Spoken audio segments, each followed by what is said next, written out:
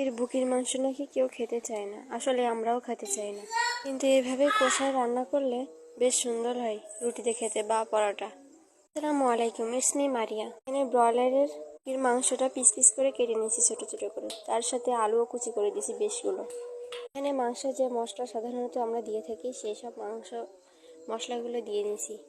কথা বলতে আমি পেঁয়াজটা দিতে ভুলে গিয়েছিলাম, পরে এটা অ্যাড করছি। তারপরে চুলায় প্যান বসে এটা কষাতে দিয়ে দিলাম। পাশে আমি আটা বসিয়ে দিলাম রুটি বানানোর জন্য। আটা ভেজে রুটি বলে সুন্দর করে রুটি বানিয়ে নিলাম। ক্যামেরার সামনে কখনো রুটি গোল হয় না, মাশাল্লাহ এখন তো গোল হয়েছে ভালোই। তারপরে রুটিটা উল্টে পাল্টে সেঁকে নিয়েছি। দেখুন তো ফুলকো ফুলকো রুটি খেতে যা মজা, সেই স্বাদ।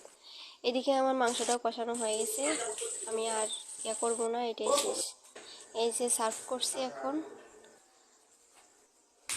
বেশ সুন্দর হয়েছে আলহামদুলিল্লাহ, মাশাল্লাহ। সব চেটে বসে খেয়েছে। বাই বাই, টাটা, আল্লাহ হাফেজ।